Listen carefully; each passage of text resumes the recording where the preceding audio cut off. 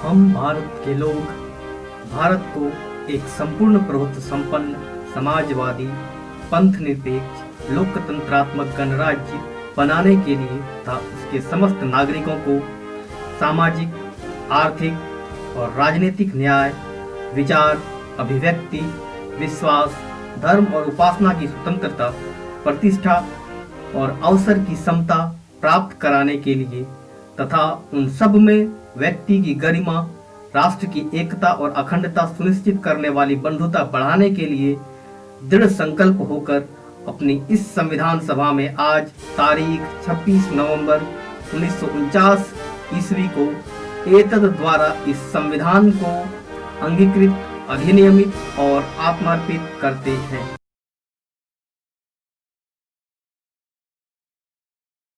नमस्कार दोस्तों, ये है अड्डेबाजी और अड्डेबाजी का आखिरी सेगमेंट है जिसमें हम लोग संबंधित मुद्दे से चर्चा करते हैं। तो मुद्दे पर आने से पहले मैं बताऊं कि पिछले दिनों एक मूवी आई थी मुल्क, हम सब ने देखी। उस पिक्चर के क्लाइमेक्स में जज साहब कहते हैं सामने कटघरे में खड़े एक व्यक्ति से, साहब आपसे जब भी आज से कोई आपकी दाढ़ी, टोपी या ऐसे किसी भी सिंबल पर सवाल करे तो ये किताब देख रहे हैं, इस किताब का पहले पन्ने का जिरोक्स कराइए, 2-4 प्रति अपने साथ रखिए। जो भी आपसे सवाल करे उसके हाथ में ये थमा दीजिए एक पन्ना, उसके बाद जो होगा हम देख लेंगे। जी हाँ, आज का आप सही पक्ष समझ रहे हैं कि आज हमारी जो चर्चा का विषय है वो है प्रस्तावना, और वो किताब है संविधान। आज हम लोग चर्चा के लिए आए हैं तो वो है प्रस्तावना। प्रस्तावना पर हम लोग चर्चा करेंगे। यदि प्रस्तावना की बात करें तो पंडित नेहरू के शब्दों में जब प्रस्तावना का जब संकल्प रखा गया संविधान सभा के सामने, तो उन्होंने कहा कि संकल्प से कुछ अधिक है, यह घोषणा है, यह एक प्रतिज्ञा है, एक वचन है और हम सभी के लिए एक समर्पण है। और इसके अलग अलग लोगों ने इसकी अलग अलग व्याख्या दी है। प्रसिद्ध संविधानविद और न्यायविद N.A. पालकीवाला ने इसे संविधान का परिचय पत्र कहा है। तो आज इस पर चर्चा करने के लिए हमारे साथ हैं राकेश जी और राज मल्होत्रा। राज, तो प्रस्तावना पर आगे जाने से पहले आप लोग प्रस्तावना पर कुछ कहें। इससे पहले मैं थोड़ा कुछ हल्का फुल्का, दिल्ली कैसी है मेरी आजकल? राकेश जी, क्या बात है? दिल्ली छोड़कर दिल्ली की इतनी याद, क्या बात है? याद तो होगी। कुछ बड़े बुजुर्ग कह गए हैं कि एक बार जब आप दिल्ली के हो जाते हैं तो दिल्ली आपकी हो जाती है, बिल्कुल एक प्रेमिका, एक महबूबा की तरह। आप कहीं भी शादी कर लें, कहीं भी बस जाए, लेकिन दिल्ली आपके दिल में एक महबूबा की तरह बसी होती है। राज, क्या कहोगे आप? वैसे भी कहावत में कभी गलत नहीं कहा जाता है, दिल्ली है दिल वालों की। वैसे भी आपको पता है कि राजनीति का गढ़ माना जाता है दिल्ली, और यहाँ से जो भी चीजें शुरुआत होती है बाकायदे वो लास्ट स्टेज तक पहुंचती है। तो चलिए, प्रस्तावना, आज हमारा जो चर्चा का विषय है वो है प्रस्तावना यानी प्रीएम्बल। उसकी परिचय थोड़ा बहुत हो चुका है। अब आप लोग से भी चाहेंगे कि थोड़ा कुछ इसके बारे में प्रकाश डालें। राकेश जी।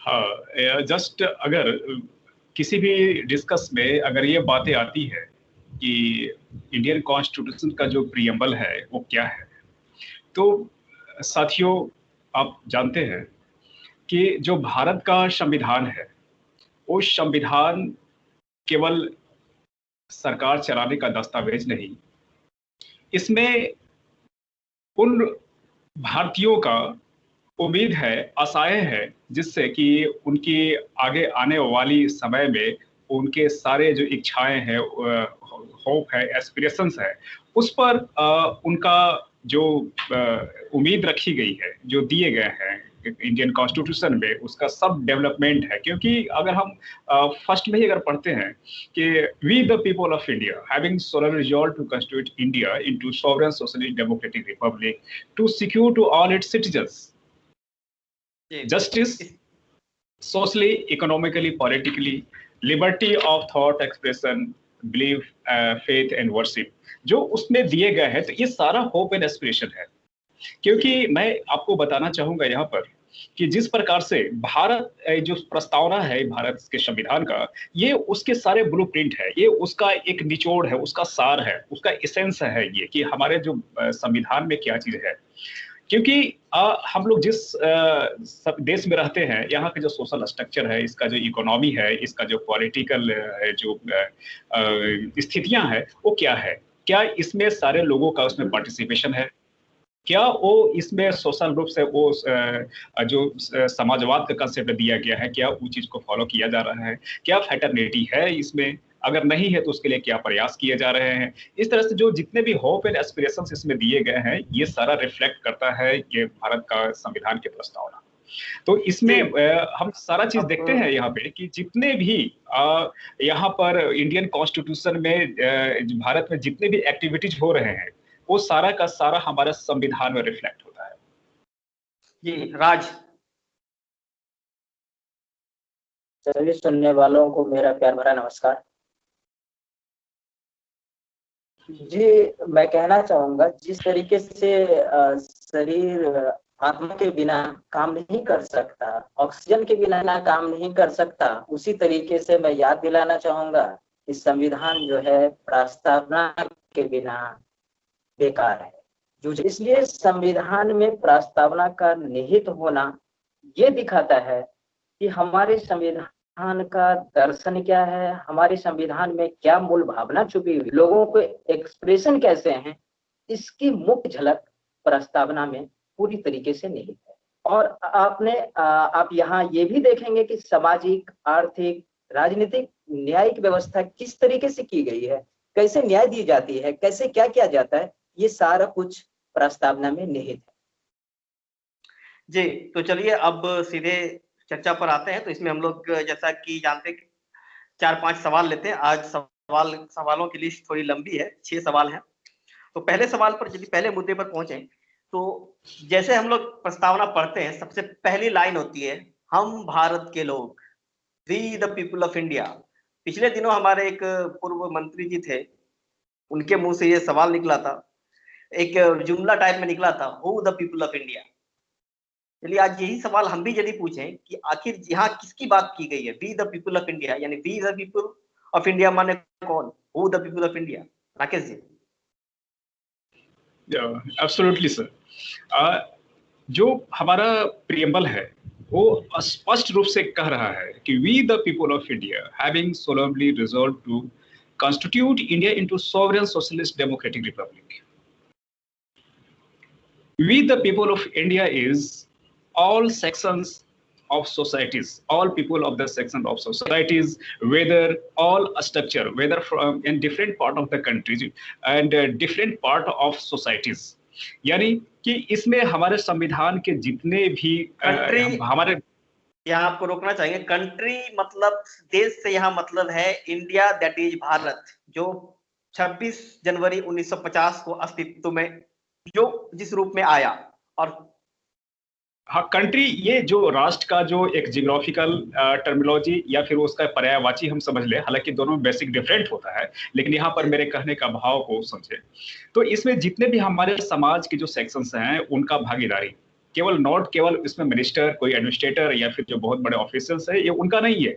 ये we the people of India वो भारत के वे नागरिक जो सारंडा के जंगल में है, जो छत्तीसगढ़ के जंगल में है, जो उड़ीसा के जंगल में है, जो दिल्ली के राजधानी में बैठे हुए हैं वो है, जो महाराष्ट्र में है, जो नॉर्थ ईस्ट में है, ये सारे के सारे जो हमारे ऑल सेक्शंस ऑफ सोसाइटीज है, all different parts of the, जो हमारे इस चैनल के फाउंडर हैं वो भी हैं।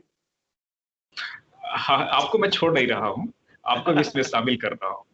तो ये सारे जो ये जितने भी भारत की जो इसके अंदर में लोग हैं, नागरिक हैं, ये सारे के सारे, खासकर ये आजादी के समय में जो अंग्रेजों से लड़ाइयां लड़ी थी ब्रिटानिया साम्राज्यवाद के खिलाफ, तो उनका यहाँ पर एक होप एक्सप्रेशन था कि जब देश आजाद होगा तो हमारे भी इसमें उन्नति का ये मार्ग प्रशस्त होगा। तो इसमें क्योंकि सारे लोग को डिनोट किया गया है इसमें, जितने भी हमारे सेक्शन है, क्योंकि अगर इंडियन सोसाइटी के जो स्ट्रक्चर को देखते हैं तो इसमें जो डोमिनेटेड क्लास है और इसमें अनडोमिनेटेड क्लास है, ये सारे लोग हैं, क्योंकि उन्होंने बिना बेहिचक अंग्रेजों के खिलाफ लड़ाइयाँ लड़ी थी कि हमारा उसमें विकास का मार्ग प्रशस्त होगा आफ्टर आजादी के बाद। तो इसमें जितने भी लोग हैं जो लड़ाई में शामिल नहीं हुए थे वो भी हैं, उनको आप एक्सक्लूड नहीं करेंगे, ना कर सकते हैं। मैं ये कह रहा हूँ कि जितने भी सेक्शन रहा है हमारा सोसाइटीज का, इस सारे के सारा भागीदारी रहा है, यानी कि होल कंट्री का इसमें एस्पिरेशन और जो होप्स है उसका यहाँ रिफ्लेक्शन है यहाँ पे। तो ये जितने भी हम लोग देख रहे हैं, अब यहाँ पर सारे लोग को कह दिया गया है उसमें। अब यहाँ पर जो बातें आती है कि समान रूप से, जैसे कि मैं यहाँ पर एक बाबा साहब का यहाँ पर एक विचार कोट करना चाहूंगा कि जब उन्होंने संविधान सभा को, जब संविधान 26 नवंबर 1949 को जब सौंप रहे थे, तो उन्होंने इस बात को कहा था कि आज से हम लोग एक ऐसे एडवर्स लाइफ में प्रवेश कर रहे हैं जहां लोगों को राजनीतिक आजादी तो मिलेगी लेकिन आर्थिक नहीं। इन समस्याओं को देखते हुए आने वाले भविष्य में हम लोग को हल कर लेनी चाहिए, नहीं तो इस पर भी चर्चा करेंगे हम लोग, आर्थिक न्याय के बारे में। तो अब राज को मौका देना चाहेंगे। पूरा तो करने, कोटेशन को तो पूरा करने दीजिए, इतनी हड़बड़ी क्या है। कीजिए इसको जल्दी कीजिए। तो उन्होंने इस चीज को कहा था कि हम लोग ऐसे जीवन में प्रवेश कर रहे हैं जहां तो राजनीतिक आजादी मिलेगी लेकिन आर्थिक आजादी नहीं। तो इन समस्याओं को देखते हुए आने वाले भविष्य में उसे हल कर लेना होगा, नहीं तो इस देश की असंतुष्ट जनता, इस व्यवस्था से पीड़ित जनता इस देश को विस्फोट कर सकती है। तो आने वाले समय में इसका ख्याल उनके बाद जो है अक्षरशः साबित होता है, और इसमें बहुत सारे जो सेक्शंस जो हमारे सोसाइटी के हैं वो मरहूम रह जाते हैं अपने विकास से। तो इन चीजों को ख्याल रखने की बहुत जरूरी है। हमारी सोसाइटी में एक बहुत बड़ा तबका जो कि मार्जिनलाइज्ड हो जाता है, हाशिए पर चला जाता है, और वो एक बहुत सारी समस्याओं का कारण बनते हैं। वो राज, who the people of India. मैं अपने वरिष्ठ साथी से बिल्कुल सहमत हूँ। जिस प्रकार उसने उल्लेख किया नॉर्थ से साउथ, ईस्ट से वेस्ट, उसमें वो सभी लोग शामिल हैं। इसमें किसी को ऐसा नहीं है कि एक्सक्लूड कर दिया गया है, चाहे उच्च वर्ग के लोग हों या मध्य वर्ग के लोग हों या वंचित तबके के लोग हों या हाशिए पे चले गए लोग हों, सभी को मेंशन किया गया है, चाहे वो फ्रीडम फाइटर ही क्यों ना रहे हों। बहुत सारी मशक्कत करने के बाद हम यहाँ तक पहुंचे कि अपने संविधान को इस रूप में देख रहे हैं। दूसरी बात मैं ये कहना चाहूंगा कि जिस प्रकार से लोगों में सामाजिक और आर्थिक और राजनीतिक, विशेषकर राजनीतिक अवधारणा के तहत जो बाबा साहब ने अपना विचार रखा, ये काबिले तारीफ है। इस वजह से हम कहते हैं कि वो सभी लोग इसमें मेंशन होंगे जो भारत के नागरिक हैं। We the people. जी, तो अब चलते हैं हम लोग इसके अगले चर्चा को आगे बढ़ाते हुए हम लोग दूसरे सवाल पर चलते हैं। जब 26 जनवरी 1950 को हमारा देश एक गणतंत्र या गणराज्य घोषित होता है, उसके साथ ही एक हम राष्ट्रमंडल की सदस्यता भी ग्रहण करते हैं। लेकिन हालांकि बाद में यह घोषणा की जाती है राष्ट्रमंडल की सदस्यता होने के बावजूद भी हम एक संप्रभु राष्ट्र बने रहेंगे। लेकिन वो जो दौर था एक शीत युद्ध का दौर रहा है। कहते हैं संविधान सभा में भी इसके बारे में बात अक्सर होती रही कि एक शीत युद्ध का दौर है जहां पर युद्ध और शांति से ज्यादा खतरनाक है। ऐसे में जब पूरी दुनिया दो महाशक्तियों का यूएसएसआर और यूएसए का मतलब अखाड़ा बना रहा, ऐसे में भारत अपनी जो संप्रभुता सुनिश्चित करने में तब कैसे रहा, और आज भी कहीं ना कहीं वो स्थिति बनी हुई है, महाशक्तियों का अखाड़ा बना हुआ है, वैसे में अपनी संप्रभुता को कैसे सुनिश्चित करें या अब तक किया? राकेश। हाँ बिल्कुल, ये जो दौर रहा था उस समय, ये डीकोलोनाइजेशन का फेज था, क्योंकि जिसमें यूरोपियन साम्राज्यवाद जितने भी रहे हैं, जो ब्रिटिश रहा, फ्रेंच रहे, पुर्तगीज रहे, जो इन लोग का जो दबदबा था, जो कब्जा था यहाँ के रिसोर्सेस पर, खासकर जो लैटिन अमेरिका का रहा, अफ्रीका का रहा और ये जो एशिया का रहा, तो वो जो डिक्लाइनेशन का फेज जो चल रहा था उसमें जो यहाँ के गरीब देश थे उन देशों से मुक्त हो रहे थे, आजाद हो रहे थे। और जब ये देश खासकर भारत जब ये अपनी आजादी पाता है, तो क्योंकि वहां पर कोशिश की गई थी कि खासकर जो दो ब्लॉक्स में पूरा वर्ल्ड बटा हुआ था, तो अपने ग्रुपिंग को बढ़ाने की वजह से के लिए उन लोगों ने अपने अपने संख्या बढ़ाने के लिए उन लोगों ने लालच और दबाव दोनों से प्रयोग किया था कि ताकि मेरे ग्रुप में संख्या अधिक बढ़े, ताकि इसका रोल ज्यादा प्ले हो। तो यहाँ पर ये जो संप्रभु की बात है, ये ऑलरेडी जो यूएन का जो कंसेप्ट आता है उसमें इन चीजों को एक दिया जाता है जो संप्रभु का है। और प्लस में ये जो कंसेप्ट, जो नेशनलिटी का कंसेप्ट है, ये 1648 का जब ये वेस्टफालिया की संधि हुई थी तो उस समय एक सॉवरेन नेशनलिटी और पावर का कंसेप्ट आया हुआ था।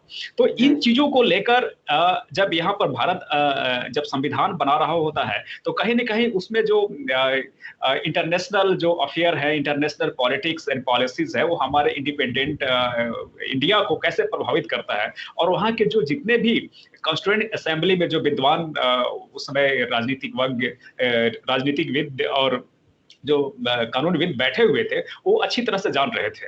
और उस समय खासकर जो संप्रभु की बात कही गई थी, तो वहां पर एक्चुअली इसके लिए जो पूंजीवादी देश थे उन्होंने इसका भी हल निकाल लिया था, क्योंकि यहाँ पर हमें अपनी संप्रभुता को मेंटेन करना है और यहाँ पर किसी ग्रुप में भी नहीं जा रहा है। तो वहां पर ऑलरेडी एक जो इंडिया जो है उन चीजों से मुक्त रहता है कि हम किसी भी दबाव में ना आकर अपना डिसीजन ले।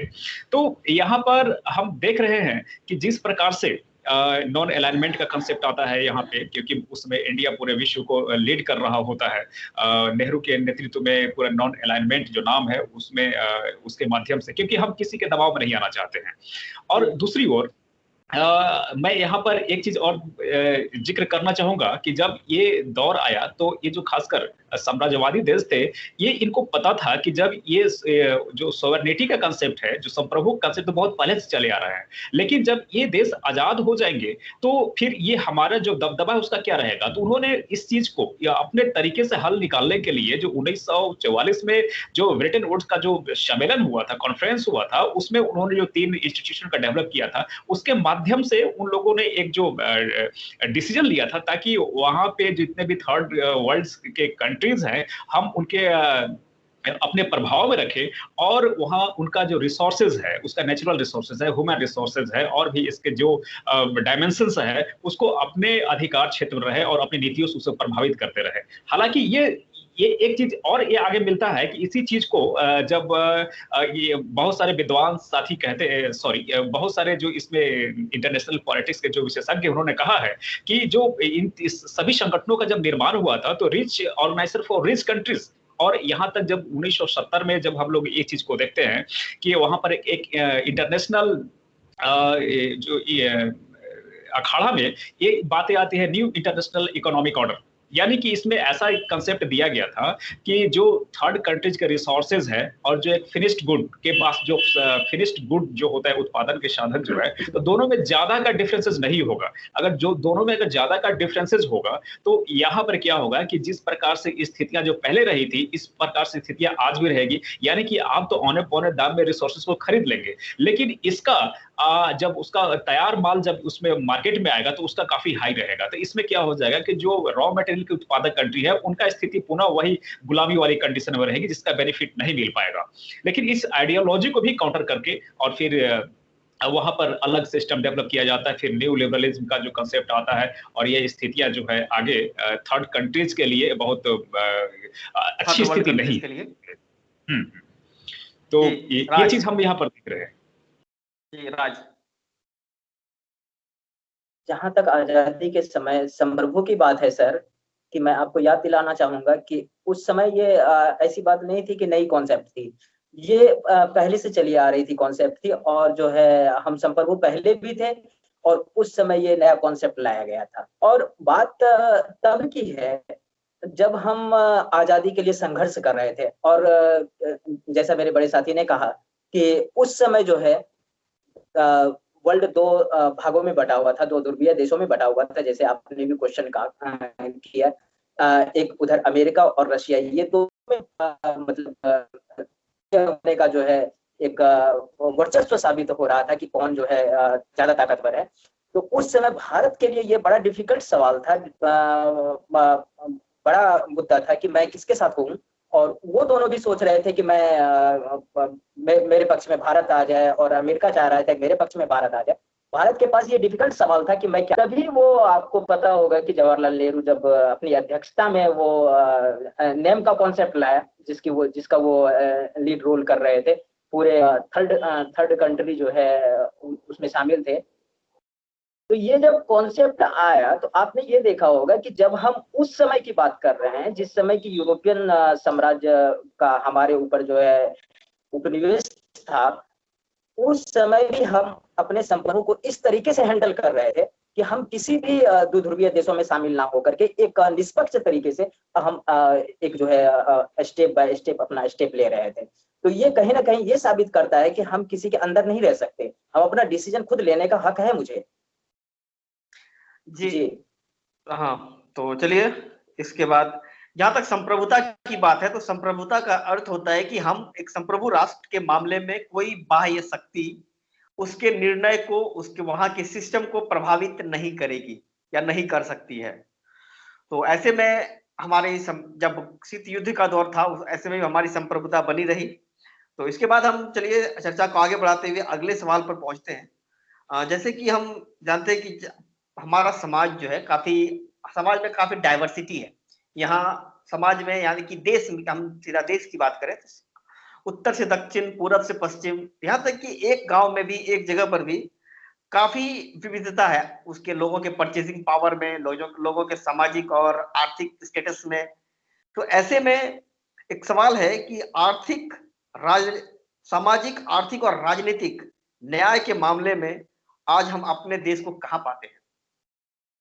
राकेश जी, थोड़ा ज्वलंत मुद्दा है ये, अभी भी ये चर्चा में रहा है। हाँ, आपने बिल्कुल सही प्रश्न उठाया है और एक संवेदनशील नागरिक को ऐसे प्रश्नों पर चिंतन मनन करने की भी जरूरत है। ये जो जस्टिस सोशली, इकोनॉमिकली, पॉलिटिकली की जब बात आई है यहाँ पर, और ये ऑलरेडी हमारे प्रियम्बल में वर्णन है, और ये पूरे देश का जो कंडीशन है उसको रिफ्लेक्ट करता है। ये क्या जिस प्रकार से हमारे जो संविधान के जो नीति निर्माता थे, उन्होंने जिस उम्मीद के साथ इसको फ्रेम किया हुआ था, जो उनका दूरदर्शी सोच रहा था, उस पर आने वाली उनकी पीढ़ियां क्या इस पर खरा उतर पाई? ये सवाल यहाँ पर है। और प्लस में ये जिस प्रकार से जितने भी all sections of societies of Indian population जिस समय पार्टिसिपेट किया था, और क्या उसकी जो आशाएं, उसकी जो उम्मीदें हैं, क्या ये स्टेट ने उनकी उम्मीदों पर खरा उतर पाया? तो ये यहाँ पर मैं इन चीजों पर जब सोचता हूँ, इस पर जब चिंतन मनन करता हूँ, तो इसमें हमको निराशा हाथ लगती है। साथियों, आप लोग इस बात को जानते हैं कि कई, खासकर पॉवर्टी को लेकर, एम्प्लॉयमेंट के लेकर, और जिस प्रकार से जो पॉलिटिकल इम्पीचमेंट की जो बातें आती रहती है, ये कहीं न कहीं हमारे देश के जितने विकास है उसको प्रभावित करता है। मैं ये थोड़ा सा यहाँ डिस्कस करना चाहूंगा कि सोशली जब जस्टिस की बात कही गई है, तो आपने चक्रसेन और चक्रवर्ती जो कमेटी जो आई थी, उसमें उन्होंने दिखाता है कि जो भारत में जो गरीबी है, पॉवर्टी है, वो 55 तो कभी 50, एक यहाँ तक एक कमेटी ने 7500 की है और एक ने 50 की है। और जो खासकर ये जो अपना ये जो तेंदुलकर कमेटी जो रहा, वो लगभग, हाँ, सुरेश तेंदुलकर समिति, ये रहा है 37%, और जो हमारा प्लानिंग कमीशन है वो 27%, और अभी शो किया जा रहा है कि यहाँ पर जो पॉवर्टी इंडिया में है वो 21% हो गया है। लेकिन साथियों, ये बहुत ही इंटरेस्टिंग सवाल यहाँ पर है कि जब हमारा जो फूड सिक्योरिटी एक्ट जब 2013 में लाया गया, जब 2013 में फूड सिक्योरिटी एक्ट लाया गया, तो उसमें देखते हैं कि जो रूरल एरियाज है उसका 75% को इसके अंडर में लाया जाता है, और 50% जो अर्बन एरियाज में। तो ये एक बड़ी विषमता मिलती है कि एक तरफ आप जो है, जो स्टेट का जो एक रिकॉर्ड है कि एक तरफ गरीबी भारत में है वो 21% है, लेकिन जब फूड सिक्योरिटी एक्ट जो है उसमें 50 और 75%, ये बहुत बड़ा मिसमैच कैसे हो रहा है? तो ये यहाँ पर अपने आप में विरोधाभास पैदा करता है। और अब इसी में हम देखते हैं कि सोशली कि एक कुछ दिनों की बात है कि यूपी का एक जो सोनभद्र डिस्ट्रिक्ट है, वहां मिलता है कि एक परिवार है, पूरी तरह से उन लोग जो है घास की रोटी बनाकर खा रहा है। एक झारखंड की घटना है कि वहां पर एक संतोषी ट्राइबल्स गर्ल है, वो भात भात करके मर जाती है। क्या ये सामाजिक न्याय है? सामाजिक न्याय है? नहीं। अब अगर यहाँ पर हम इन चीजों को अब एक और इसका हम विस्तार में जाना चाहेंगे, तो ये देखते हैं कि कुछ जो एजेंसियां हैं जो भारत के जो सामाजिक, राजनीतिक, जो आर्थिक जो स्थितियों पर वो अपना एक रिपोर्ट जारी करती है। तो जैसे कि आप देखते हैं, ऑक्सफॉर्म रिपोर्ट को देखते हैं, 2017 का रिपोर्ट अगर देखते हैं, तो बताता है कि 1% भारत के लोगों के पास 73% संपत्ति का कलेक्शन है। क्रेडिट स्विस से जो रिपोर्ट है वो बताती है कि 10% लोगों के पास 90% संपत्ति का कलेक्शन है। तो लेकिन और यहाँ पर और भी हम कई बातों पर चर्चा करते हैं कि जब 1% लोगों के पास इतनी बड़ी संपत्ति है, तो जो मेजर हमारा जो 99% जो आबादी है उसके पास कितना संपत्ति होगा। जो 4 लेन 6 लेन 8 लेन की जो सड़कें देखते हैं, उस पर चमचमाती हुई कारें देखते हैं आप, तो वो किस सेक्शन का है। जो बड़े बड़े मॉल देखते हैं वो किस सेक्शन का है। और जिस प्रकार से अभी देख रहे हैं इसमें जो इकोनॉमिकली और खासकर ये जो क्लास 1 ऑफिसर, सेकंड ऑफिसर के जो ये हमारे यहाँ पद है, उस पर किस सेक्शन के लोग हैं। क्या उसमें ट्राइबल्स का पार्टिसिपेंट कितना है, क्या इसमें ओबीसी का पार्टिसिपेंट कितना है, इसमें महिलाओं का पार्टिसिपेशन कितना है, क्या इनकी उम्मीदों पर खरा उतर पाया है। अगर नहीं उतर पाया है तो इस पर जो हमारे जो देश के जो नीति निर्माता या जो संचालन करता है, वो अपनी आंख कान सब बंद क्यों किए हुए हैं। क्या ऐसे में जो नेशन का कंसेप्ट है, क्या वो भारत इस चीज को सफल नेशन के कंसेप्ट को डिफाइन करने में सफल हो पाएगा। तो ऐसी ऐसी स्थितियां बनी हुई हैं जिसको नजरअंदाज किया जा रहा है। और इसीलिए बाबा साहब, जैसे कि मैंने फर्स्ट में ही कहा था कि जिस प्रकार से बाबा साहब ने कहा था कि लोगों को राजनीतिक आजादी तो मिलेगी लेकिन आर्थिक नहीं। और यहाँ पर मैं एक और बात कोट करना चाहूंगा सर जी, कि जो भारत में डाइवर्सिटी मिशन का एक जो कंसेप्ट बहुत दिन से चला आ रहा है, इस कंसेप्ट को पूरे भारत में भारत के नागरिकों को जानने की जरूरत है कि डाइवर्सिटी मिशन है क्या। और उसके जो मैनिफेस्टो में है, इसके संस्थापक जो एच.एल. दुसाद रहे, उन्होंने बहुत सुंदर तरीके से वर्णन किया है कि आर्थिक विषमता ही वह मर्ज है जिसके कारण दूसरी असहाय मानवीय वेदनाएं देखी जाती है, जिसमें उन्होंने equal participation, section wise democracy में या जितने भी रिसोर्सेज है उसकी उन्होंने बात कही गई है। तो इसको भी पूरे देश के नागरिकों को जानने की जरूरत है कि एक नया जो कंसेप्ट आया हुआ है, जिस प्रकार से ये ग्लोबल वर्ल्ड है, जिस प्रकार से संसाधनों पर किसी खास वर्ग कुछ लोगों का कब्जा होते जा रहा है, इसमें जो मेजर सेक्शंस ऑफ सोसाइटी जो पॉपुलेशन है उसका इस पर पार्टिसिपेशन कैसे हो, इस कंसेप्ट पर आधारित है। जी, अब यदि हम राजनीतिक, आर्थिक और सामाजिक न्याय की बात करें तो इसमें हम ये राष्ट्रीय अपराध ब्यूरो की एक रिपोर्ट में देख रहा था, तो इसमें पिछले दिनों अपराध में जब वृद्धि देखी गई है, महिलाओं के खिलाफ जो अपराध है एक साल में 7.8% की वृद्धि देखी गई है। वहीं एससी के साथ 7% की वृद्धि देखी गई है और एसटी के मामले में ये 26% की वृद्धि देखी गई है। ऐसे में सामाजिक न्याय का जो हमारा जो सिद्धांत है वो कटघरे में दिखता है। राज, आप कहाँ पाते हैं इस जगह इसको, सामाजिक, आर्थिक और राजनीतिक न्याय के मामले में? जिस प्रकार से संविधान सभा ने इसको उल्लेख किया, सामाजिक, आर्थिक, न्यायिक न्याय, ये तो मुझे कहीं भी जायज नहीं ठहरता। अभी वर्तमान समय की अगर हम बात करें, ना तो सामाजिक, ना आर्थिक, ना राजनीतिक। अगर सामाजिक की ही बात करें, चाहे शिक्षा से जुड़ी हुई चीजें हों या फिर जो है गरीबी हो या भुखमरी हो या बेरोजगारी हो, कुछ भी हो, कहीं भी मुझे ये सही नहीं ठहरता। मैं आपको उदाहरण दे करके समझाऊं कि शिक्षा की अगर बात करूं तो आए दिन आप देखते होंगे कि बड़े बड़े इंस्टीट्यूशन में जितनी लोगों की कमाई नहीं है उतने उनसे फीस ली जाती है। अब आप आईटी वाले कॉलेज में ले लीजिए, गरीबी को अगर देखेंगे, को आइडल बनाना आता है तो वहां पर आपको आश्चर्य लगेगा कि एक मतलब रिक्शा वाला अपने बच्चे का एडमिशन तक नहीं करा सकते। ये विषमता नहीं है तो और क्या है, ये शैक्षणिक विषमता नहीं है तो और क्या है। आप डीयू में चले जाइए एडमिशन करवाने के लिए, वहां भी आपको इस तरह की विषमता देखने को मिलेगी। ये केवल शिक्षा की बात नहीं है, इसमें आप किसी भी चीज को, आप बेरोजगारी को ले लीजिए। आप अभी आप कोरोना के दौर में 3 करोड़ नौकरियां चली गई, इसके लिए कोई जिम्मेदार कोई। हेलो राज, आपकी आवाज कट रही है, फिर से बोलिए आप जो कहा था। जी, मैं ये बेरोजगारी के मुद्दे पर उठा रहा था कि अभी कोरोना के समय में लगभग 3 करोड़ भारत का रोजगार छिन गया। इसके लिए कोई भी लीडर हो या कोई भी नेतागण आकर के सामने ये नहीं कहते कि इसके लिए कौन जिम्मेदार है। क्यों? ये आर्थिक विषमता नहीं है तो और क्या है।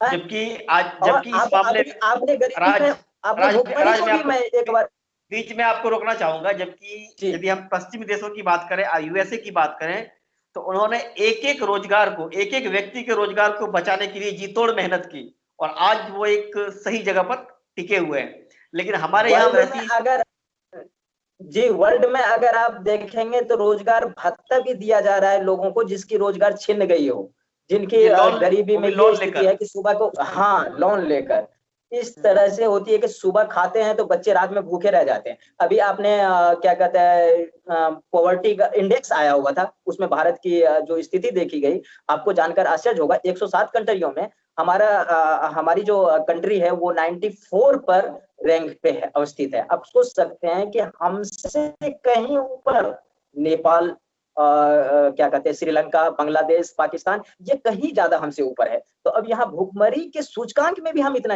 अगर हम लोकतंत्र की भी बात करूं, जिस प्रकार कहते हैं कि मतलब स्वतंत्रता दी जा रही है, आपने देखा होगा कि कुछ दिन पहले केरल के उच्च न्यायालय ने ये कहा था कि क्या कहते हैं इंटरनेट की एक्सेस जो है आर्टिकल 21 में शामिल किया गया।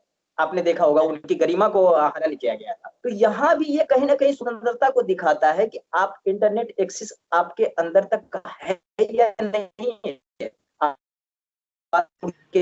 आपको मैं बताऊं तो वहां भी महबूबा मुफ्ती को 1 साल से ऊपर जेल में बंद कर दिया गया। ये क्या है? ये असमानता नहीं दिखाती तो और क्या दिखाती? यहाँ तो बड़े लीडर की बात होती। अगर रामू काका होते, अगर नीचे तबके की उठाऊं तो वहां भी असमानता मतलब देखी जा सकती है। तो ये कहीं ना कहीं मैं यही कहूंगा कि आदर्श पे तो खड़ी नहीं उतरती, लेकिन इसमें बहुत ज्यादा मतलब क्या कहते हैं इनिशिएटिव लेने की जरूरत है, काम करने की जरूरत है। लेकिन ये नहीं कह सकते कि बिल्कुल बिल्कुल भी नहीं हुआ, कुछ सुधार आया है। यदि हम आज 1950 के समाज को देखें और आज में देखें तो अंतर तो आया ही है, लेकिन हाँ ये अभी नाकाफी है।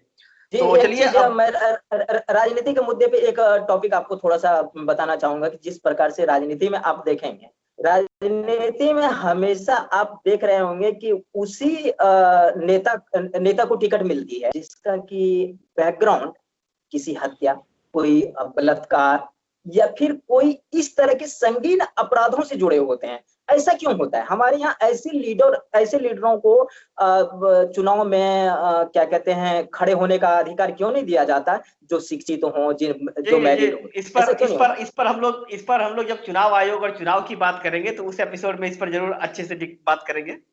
तो चलिए अब आगे हम लोग चर्चा को आगे बढ़ाते हैं।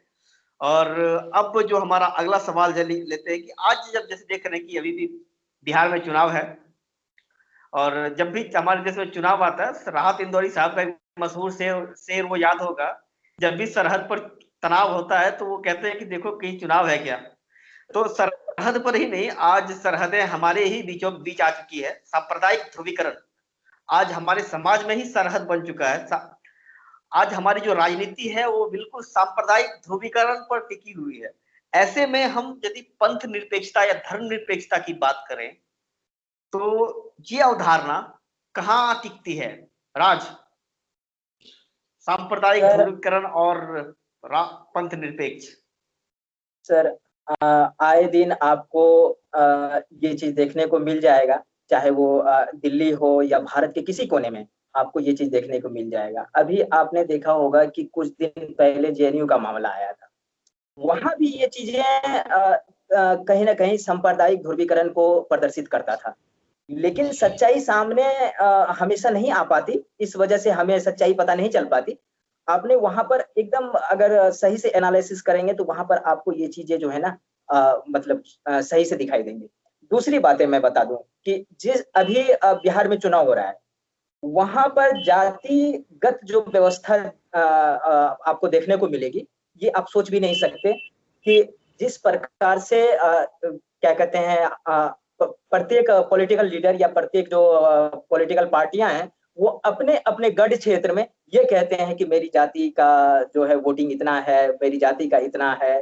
तो ये सांप्रदायिक नहीं है तो और क्या है? हम इस तरीके से क्यों एनालिसिस करते हैं कि यहाँ पर जो है मुस्लिम समुदाय के इतने लोग हैं, यहाँ पर हिंदू समुदाय के इतने लोग हैं, यहाँ पर सिख समुदाय के इतने लोग हैं? ऐसा क्यों करते हैं हम? और इस तरीके से मतलब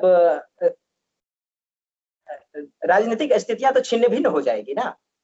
जी राज, तो क्या आप कहना चाहते हैं आपके हिसाब से हमारा जो पंथ निरपेक्षता की जो अवधारणा है वो कहाँ टिकती है? क्या है स्थिति उसकी? क्या हम वास्तव में पंथ निरपेक्ष हैं या फिर ये एक अवधारणा मात्र है?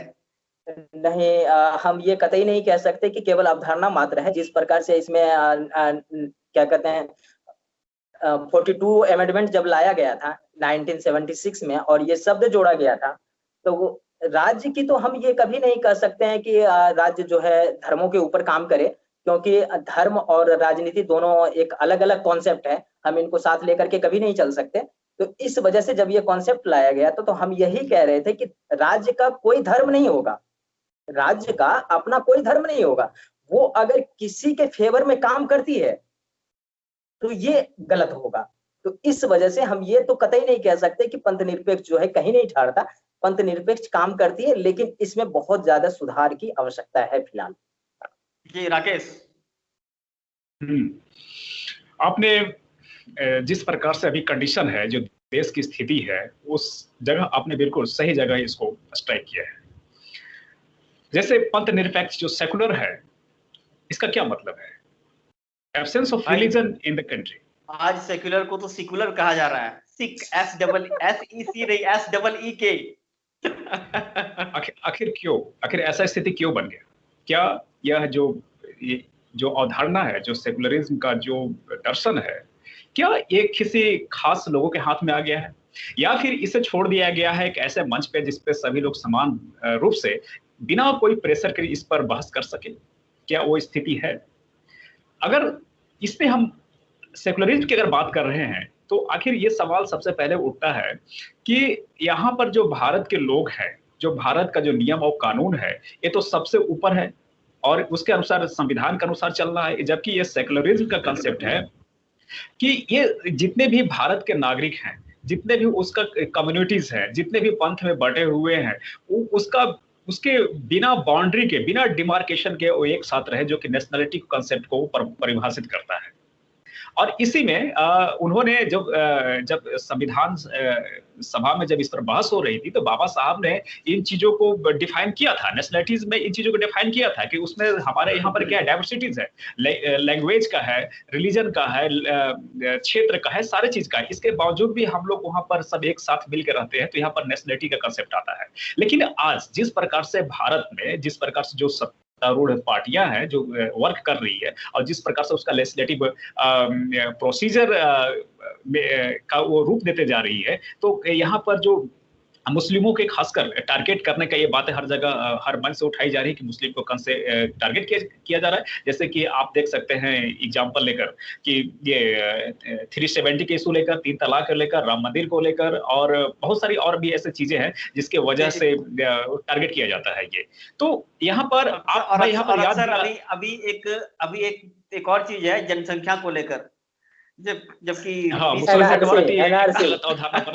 NRC और जनसंख्या को लेकर हमारे खासकर भारत के लीडरान को इस बात से सबक लेना चाहिए कि जब वेस्टफालिया की संधि हुई थी तो उसमें जो नेशनलिटी का कंसेप्ट आया हुआ था, तो उसमें आइडेंटिटी की बात कही गई थी। आइडेंटिटी में उसमें कितने थे, रिलीजन आइडेंटिटी था, उसमें लैंग्वेज का था, और उसमें जियोग्राफिकल आइडेंटिफिकेशन था, और उसमें कॉमन सब्जुगेशन, और उसमें कुछ बातें थे। उसके आधार पर नेशनलिटी और वहां पर चीजों को वहां पर नेशनलिटी कंसेप्ट दिए गए। हमारे जस्ट भारत में, जैसे आपने फर्स्ट में जिक्र किया गया था कि भारत में बहुत डाइवर्सिटी है, लेकिन यहाँ पर सभी डाइवर्सिटी अपने बात पर अड़ी रही कि मेरी ही बात उस पर मानी जाए, तो फिर अगला का क्या हाल होगा? जैसे मुस्लिमों के साथ, जैसे कि अभी भारत में जो बीजेपी गवर्नमेंट है, जिस प्रकार से जो एक RSS संगठन है, उसके जो प्रमुख है मोहन भागवत जी, वो भारत को हमेशा हिंदू राष्ट्र की कंसेप्ट देने की जो राग है अलापते रहते हैं। तो क्या ये सेकुलरिज्म का जो प्रहार, उस पर डायरेक्ट प्रहार है? इसमें जितने भी लीडरान हैं उनको अलर्ट हो जाने की जरूरत है। अगर इस तरह से अगर यहाँ पर बात मान ली जाती है तो वही भारत का स्थिति होगा जो कि यूरोप में हुआ, क्योंकि वहां पर देखते हैं कि भारत के एक डिस्ट्रिक्ट के बराबर वहां पर देश बने हुए हैं। उसका क्या कंसेप्ट था, बनने का कारण क्या था वहां पर? यानी कि वहां पर दूसरे समुदाय जो है, दूसरे समुदाय का शोषण, उस पर आक्रमण किया गया, तो उनके पास अपना क्षेत्र था, अपना लैंग्वेज था, अपना रिलीजन था, उनको थोपने की बात की गई। तो वहां पर उन लोगों ने अपना जो आइडेंटिटी है उसको सेपरेट किया और उसी चीज को वहां पर एक नेशन, वहां पर एक स्टेट का फॉर्म होता है। तो भारत में जितनी डाइवर्सिटीज है, यहाँ पर देख रहे हैं कि हिंदू, मुस्लिम, सिख, ईसाई, और हिंदू में भी क्या है, हिंदू में बहुत डाइवर्सिटीज है। हिंदू ऐसे कहा जाता है लेकिन उनकी आबादी बहुत कम है। हिंदू और तमिलनाडु का हिंदू बहुत अलग है, और इसमें सबसे राजस्थान के हिंदू में बहुत भारत के जिसे हिंदू कहा जाता है, इसमें बहुत बड़ी डाइवर्सिटीज है अगड़ा और पिछड़ा में। क्योंकि जो अगड़ा जो समाज भारत का है, जो हिंदू का है, वो काफी रिसोर्सफुल रहा है, उसके पास रिसोर्स सरप्लस है। लेकिन जो यहाँ पर जो पिछड़ा वर्ग है, इसके पास क्या है, डेफिसिट रिसोर्सेज है। तो ये हमेशा अपने जो सामाजिक आर्थिक अपॉर्चुनिटीज है उसको बात करते रहता है उसमें, क्योंकि जब तक इसकी आर्थिक राकेश जी, तो इसी में एक छोटा सा डेवलपमेंट नहीं हो सकता। एक छोटा सा चीज जोड़ना चाहेंगे क्या? बिना पंथ निरपेक्षता के, बिना सेक्युलरिज्म के समानता संभव है क्या? बिल्कुल। अगर जिस दिन सेकुलरिज्म खत्म हो जाएगा, भारत गृह युद्ध के बुहाने पर रहेगा, और वही इसका हाल होगा जो यूरोप को हुआ। जो छोटे छोटे देश, जो मैंने पहले भी कह चुका है कि भारत के डिस्ट्रिक्ट के बराबर है, वो देश बन चुका है, वहां पर एक अलग स्टेट बन चुका है। अगर यहाँ पर किसी के मैं समानता की बात कर रहा हूँ, मैं एकता अखंडता की नहीं, समानता की बात कर रहा हूँ। क्या बिना धर्म निरपेक्षता के, बिना पंथ निरपेक्षता के समानता संभव है? बिल्कुल नहीं। ये जस्ट मैंने भी कहा कि जिस प्रकार, मैं एक एग्जांपल लेना चाहूंगा जस्ट श्रीलंका का। जिस प्रकार से वहां पर 50 के दशक में जब सिंहली भाषा को जब वहां के राष्ट्रीय भाषा घोषित कर दिया गया, तो जो उसमें तमिल वाले थे उन्होंने देखा कि मेरी अस्मिता के साथ यहाँ पर खिलवाड़ है, और इस तरह से वहां पर श्रीलंका जो है केवल भाषा थोपने की वजह से वो गृह युद्ध में फंस जाता है। और श्रीलंका का क्या हश्र हुआ वो तो पूरी दुनिया जानती है। जी राज, क्या लगता है, पंथ निरपेक्षता के बिना समानता कहां तक संभव है?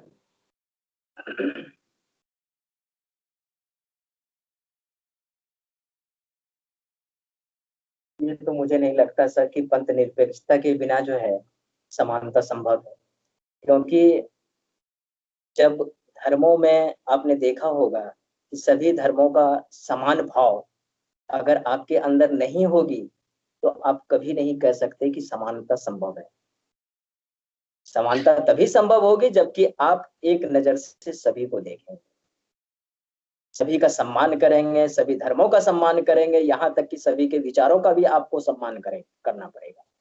इतनी सारी भाषाएं, इतनी सारी विविधता होने के बावजूद हमारे यहाँ क्या कहते हैं, इतनी डाइवर्सिटी होने के बावजूद भी हम कहते हैं कि अलग अलग धर्म है।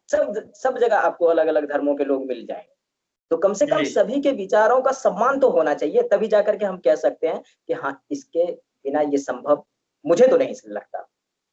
जी चलिए, अब अगले पॉइंट पर चलते हैं। तो अगले पॉइंट में हम बात करते हैं, एक 3 तथ्य हैं, इन तीनों को हम एक लाइन में कैसे लाएं?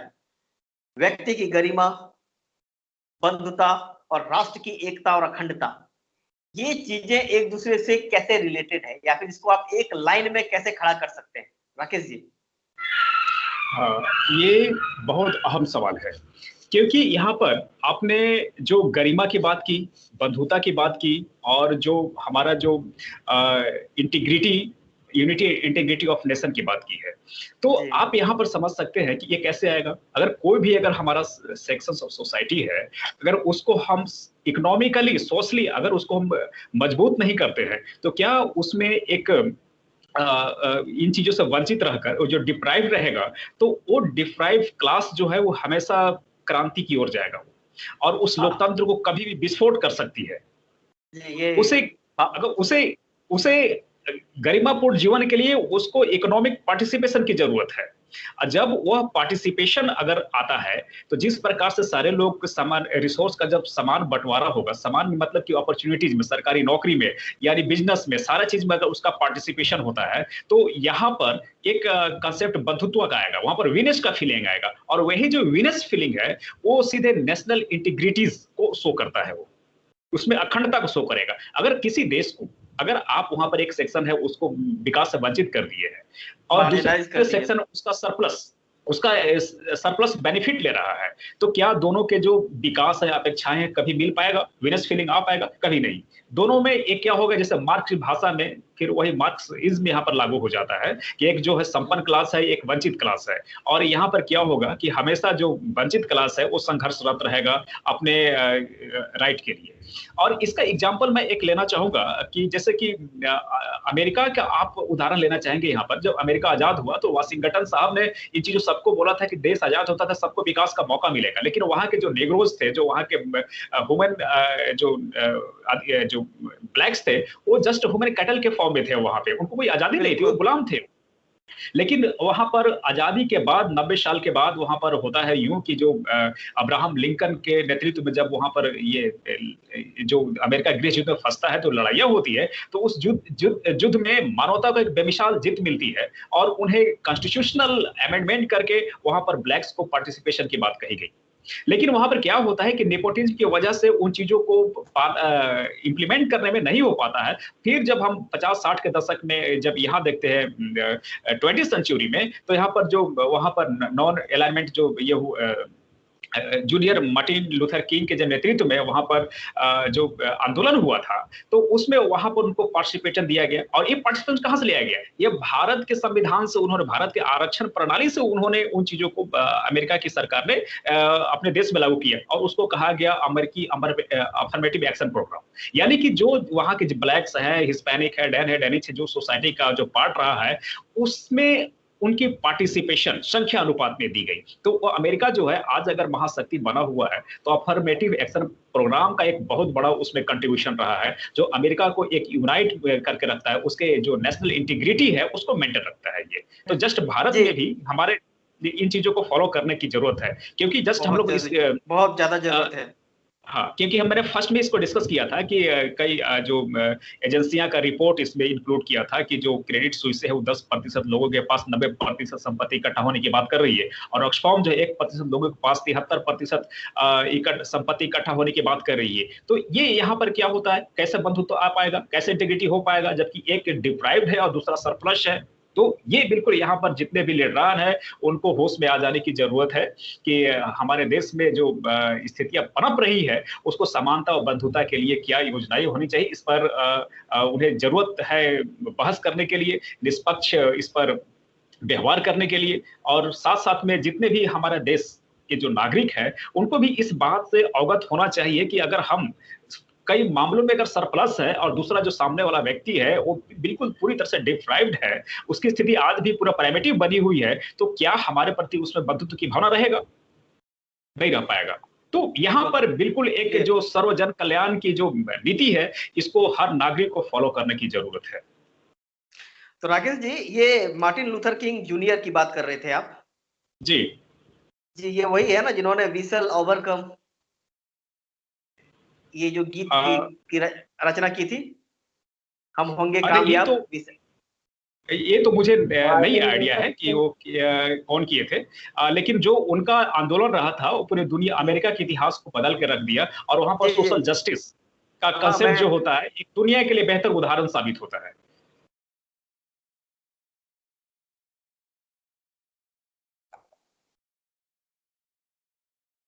नेटवर्क वीक हो गया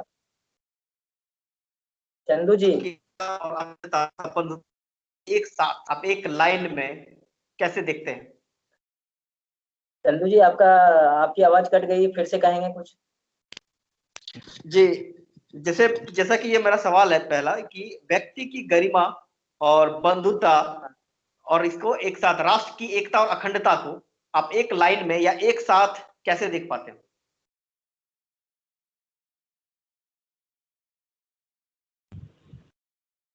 जिस प्रकार से समाज, जी आवाज जा रही है हमारी?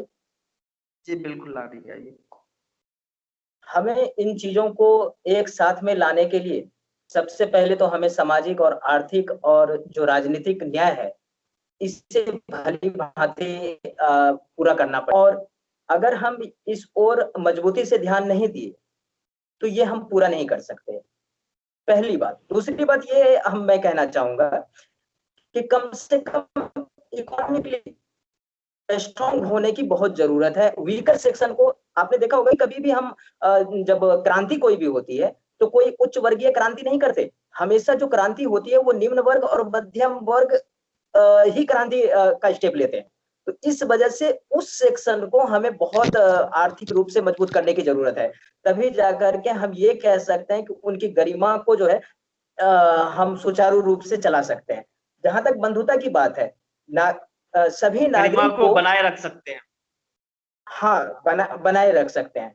जहां तक हम बंधुता की बात करते हैं, सभी नागरिकों का सम्मान करना, उनके विचारों का सम्मान करना, और अगर हम ये दोनों कर लेंगे तो हमारे अंदर जो भाईचारे की भावना है उसका पनपना जायज है, और वो भाईचारे की भावना होना जो है हमें ये दिखाता है कि हम बंधुत्व और गरिमापूर्ण जीवन के साथ चल सकते हैं।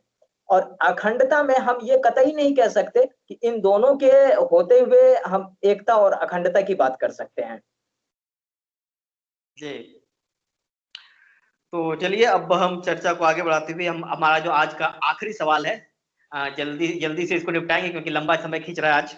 तो आज है जो कि हमारा जो ये 42वां संविधान संशोधन था, जिसमें प्रस्तावना में भी इस संशोधन किए गए। प्रस्तावना में संशोधन के द्वारा समाज उसमें समाजवादी और पंथ निरपेक्षता ये दो शब्द जोड़े गए।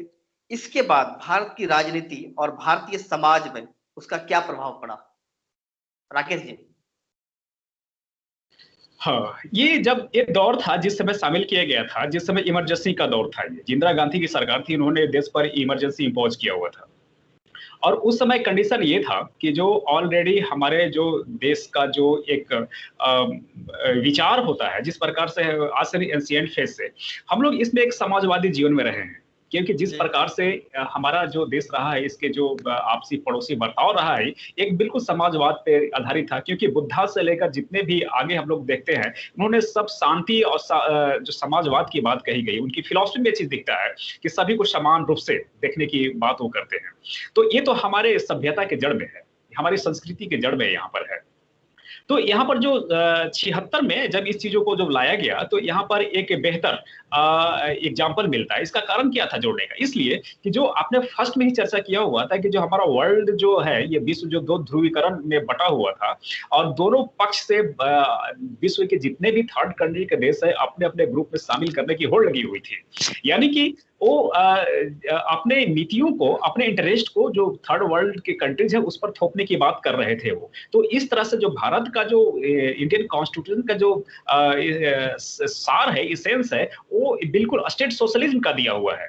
लेकिन यहाँ पर जब अगर अमेरिका के हम दबाव में आते हैं या रशिया के दबाव में आते हैं और अपने हम नियम को बनाते हैं, जो अपने नीतियों को बनाते हैं, तो ये हमारी नीति अपने देश के लिए ना होकर ये होगा किसके फेवर में? ये अमेरिका और जो यूरोपियन कंट्रीज हैं जिसके हम प्रभाव में, उनके फेवर में हो जाएगा। हालांकि और ये हमारी संप्रभुता को भी चोट करती है, या बिल्कुल उस पर ठेस पहुंचाती है। लेकिन इस चीजों पर जिस प्रकार से जो न्यू वर्ल्ड ऑर्डर डेवलप होता है, फिर जिस प्रकार से WTO का गठन होता है, उसमें कोटा सिस्टम लाया जाता है, तो ये यहाँ पर थर्ड कंट्री के जो यहाँ पर जो प्रोडक्शन था उसके वितरण को डायरेक्ट वो इम्पैक्ट करता है। और साथ साथ में ये चीज देख रहे हैं यहाँ पर कि जो न्यू लिबरलिज्म का कंसेप्ट आया, यानी कि मार्केट का यहाँ पर बहुत बड़ा ये रोल होता है, दूसरे देश के मार्केट को कब्जा करना। यानी कि उसी समय जो देखते हैं कि जो 90 के दशक में जो LPG आता है, इसके माध्यम से भारत में जो बाह्य देशों का जो एंट्री होता है, खासकर बिजनेस में, FDI में, और ये हमारा जो यहाँ का जो ओरिजिन होता है, यहाँ के जो नागरिक होते हैं, इनके यहाँ के जो बिजनेसमैन होते हैं, इसके इंटरेस्ट को हैम्पर करता है वो। और यहाँ पर न्यू लिबरलिज्म आकर जिस प्रकार से यहाँ के खासकर एक मायने में तो रोजगार की बात कही जा रही है, लेकिन उसमें जब हम देखते हैं यहाँ पर, तो यहाँ पर कुछ बहुत सारी खामियां आती है। और जिस प्रकार से बेरोजगारी और हैव्स एंड हैव नॉट्स के बीच में जो गैप आता है, ये कहीं ना कहीं हमारा जो नीतियां रहा है, जो समाजवादी कंसेप्ट तो कहा गया, लेकिन आज क्या है? आज उसकी जो सॉवरेनिटी और जो सोशलिज्म की बात जो हमारी प्रियम्बल में है, लेकिन हम उसको फॉलो कर पा रहे हैं? सारा का सारा मार्केट को डीरेगुलेट कर दिया गया और हमारे जो पूरे मार्केट और संसाधनों पर जो कब्जा करने की कोशिश की जा रही है, और सारे के सारे विदेशियों के कंट्रोल में चला गया है। तो ये यहाँ पर बिल्कुल भारत के ये जो समाजवादी जो दर्शन है उसको हैम्पर करता है। इसके खासकर जो सॉवरेनिटी है उसके चीजों को हैम्पर कर रहा है। यानी कि भारत, यहाँ पर हम देख रहे हैं कि जो हमारे देश के जो नेतागण है, वो इन चीजों को बिना केयर किए हुए उन चीजों को हमेशा इन्विटेशन दे रहे हैं, और एक जो डेवलपमेंट रेशियो दिखाकर। लेकिन इसमें क्या हो रहा है? हैव्स एंड हैव नॉट्स के बीच में गैप क्या हो रहा है? उसके पटने के लिए क्या हमारे जो नीतियां जो सरकार बना रही है, क्या वो उसके लिए कामयाब हो पा रही है? तो इस पर बिल्कुल खरा नहीं उतर पा रहा है। जी राज, अगर 42वें संविधान संशोधन के तहत जो ये समाजवाद और पंथ निरपेक्ष शब्द को लाया गया था, इसकी समाजवाद का बहुत बड़ा कॉन्सेप्ट था, क्योंकि हम हर एक परिस्थितियों में अगर समाजवाद को देखें तो हम अलग अलग तरीके से परिभाषित कर सकते हैं। जैसे कि अगर अमेरिका का समाजवाद देखें या फिर रसिया का समाजवाद देखें और भारत की परिस्थितियों के हिसाब से उस समाजवाद को हम देखेंगे तो यहाँ पर एक अलग कॉन्सेप्ट के तहत देखा जाता है। समाजवाद लाने का मेरा मूल जो विचार था वो ये था कि संसाधनों पे जो है क्या कहते हैं, संसाधनों पे जो है इक्वल डिस्ट्रीब्यूशन, हाँ, न्यायोचित डिस्ट्रीब्यूशन, न्यायोचित समान वितरण। जी, न्यायोचित समान वितरण जो है ये होना बहुत जरूरी था। समाजवाद का मेन कॉन्सेप्ट यही था, एकत्रीकरण संसाधनों का ना हो जाए।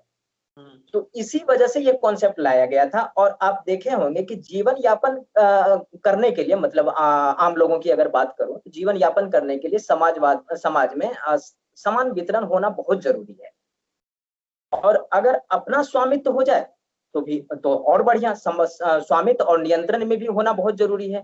तो हम समाजवाद की ओर ना जा करके हम चले गए पूंजीवाद को। यहाँ पर अगर दोनों आप ध्रुवों को अलग अलग देखेंगे, समाजवाद और पूंजीवाद को अगर अलग अलग डिफाइन करेंगे, तब आपको यहाँ समाजवाद का अलग जो कॉन्सेप्ट है, समाजवाद को जो मेन कॉन्सेप्ट है वो पूरी तरीके से समझ में आ जाएगा। तो मेरा कहने भारत का जो समाजवाद है, भारत का समाजवाद जो यहाँ डिफाइन किया गया है वो तो पीपीपी मॉडल वाला है, जहाँ सरकार भी है और प्राइवेट निजी खिलाड़ी भी है और जनता भी है। ये तो सर बाद में आया। शुरुआत में ये कहा गया था कि समाजवाद जो है वो केवल जो है ना वितरण और उत्पादन, इन दोनों को मेंशन किया जाएगा। समाज के अंतिम तबके तक को जो है समान वितरण दिया जाएगा, सब तक पहुंच होगी हमारी। इसी वजह से ये कॉन्सेप्ट लाया गया था। लेकिन ऐसा अभी तक भी देखने को नहीं मिला। भले ही ये प्रियम्बल में दर्शाया गया है, लेकिन अभी तक ये समाजवाद सही ढंग से काम नहीं कर रहा है। जहां तक पंथ निरपेक्ष की बात है तो ये आपको पता ही होगा कि राज्य का अपना कोई पंथ क्या कहते हैं धर्म नहीं होगा और सभी को समान रूप से ये न्याय की व्यवस्था करेगा। जी राकेश, अंत में 2 लाइन में कंक्लूड करेंगे कुछ? हाँ बिल्कुल, जिस प्रकार से प्रियम्बल और इंडियन कॉन्स्टिट्यूशन में भारत के सर्वांगीण विकास की बात कही गई है, इस पर जो हमारे देश के नेता रहे हैं, जिसके पास डिसीजन मेकिंग, यानी कि जो केवल डिसीजन मेकर में जितने भी एग्जीक्यूटिव, लेजिस्लेटिव और जो जुडिशरी है वो सब बिल्कुल पंथ से हटकर, वो अपने व्यक्तिगत विचार से हटकर सर्वांगीण विकास की नीतियों को अपनाए। अगर स्टेट है, अगर कोई पंथ निरपेक्ष का अगर वो ख्याल नहीं रख रही है तो जुडिशरी को डायरेक्ट इसमें एक्शन में आने की जरूरत है, उसको गाइडलाइन देने की जरूरत है, ना कि उसको उसी के बात को प्रमोट करने की जरूरत है। तो जिस देश में अगर इस तरह से अगर विरोधाभास पैदा होता है, एक बहुत मेजर आबादी को अब इग्नोर करने की कोशिश करेंगे, उसके राइट्स को, उसके जो एस्पिरेशन को इग्नोर करने की कोशिश करेंगे, तो भारत वो कहीं भी ऐसा कंडीशन में पहुंचा सकता है कि वहां शांति को डीएस्टेबल कर सकती है, यानी कि जो पीस है वो डिसस्टेबल हो सकता है। तो ऐसी चीजें, इस पर ध्यान देने की जरूरत है। जी, अंत में मैं बाबा साहब भीमराव अंबेडकर को कोट करना चाहूंगा। बाबा साहब भीमराव अंबेडकर संविधान सभा की पहली बैठक में जो पहला उनका स्पीच था, उसमें उन्होंने कहा था कि आज हम सभी बटे हुए हैं, अलग अलग खेमों में हैं और ऐसा लगता है कि हम सब युद्धरत हैं। और मैं भी ये कन्फेस करना चाहूंगा, बाबा साहब के अपने शब्दों में कहते हैं कि मैं भी ये कन्फेस करना चाहूंगा कि मैं भी एक ऐसे ही खेमे का नेतृत्व कर रहा हूं, लेकिन आने वाले समय में हम सब एक होंगे। और संविधान की प्रस्तावना और संविधान का यही मकसद है। उम्मीद है हम जल्द से जल्द बाबा साहब और अपने राष्ट्र निर्माताओं की इस स्वप्न को साकार करेंगे। मिलते हैं तब तक अगले एपिसोड में, तब तक के लिए धन्यवाद।